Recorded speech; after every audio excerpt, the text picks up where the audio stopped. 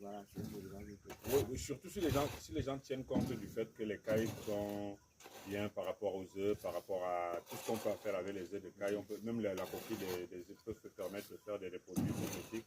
Donc il y a beaucoup de choses. Déjà que l'œuf à lui seul, la caille est quand même quelque chose qui est assez nourrissant et puis avec beaucoup de qualité.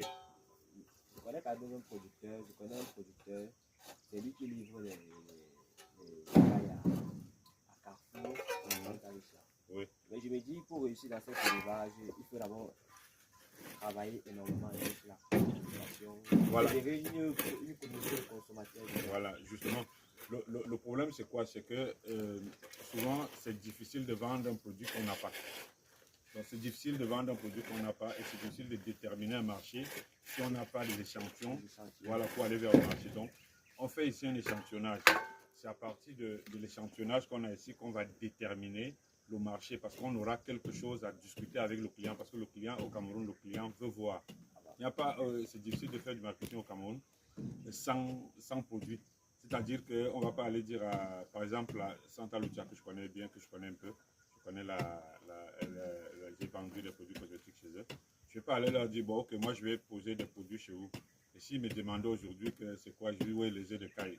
On peut voir, machin. Donc il n'y a rien à voir. Mais par contre, de dire à Santa Lucia, voilà mon espace, voilà là où je produis. Aujourd'hui, on peut produire 10. Et demain, si il y a le marché, on peut produire 1 million.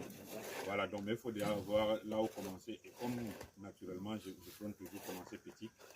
Donc on ne va pas commencer grand, il faut commencer petit. Exactement. Donc on est dans une logique de on commence petit et puis on va évaluer le marché s'il existe.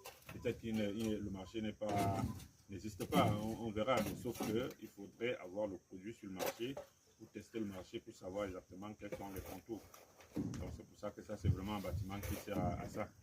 C'est important de voir, comme bien tu veux dire, je veux commencer de la plus petite des façons. Voilà. Et voilà, voir ce que ça va donner après. Oui, après on peut déterminer. Les gens ont souvent tendance à croire que lorsqu'on fait quelque chose de petit, on ne va pas s'en sortir. Les gens aiment quand c'est gros. Mais je vous rassure que quand vous avez 300 poulets qui sont vos poulets et que vous réussissez vous vivez avec ces 300 poulets-là. C'est vraiment dommage parce que souvent, les gens ont tendance à dire qu'on n'a pas commencé parce qu'on n'avait pas l'argent. Mais en fait, c'est vrai, peut-être que moi, je me permets de faire plus gros comme ça. Quelqu'un peut faire moins gros que ça. On peut juste faire le petit carré ici et développer ici parce que même les couveuses que je vais utiliser ici, peut-être moi je vais acheter une couveuse un peu plus grande parce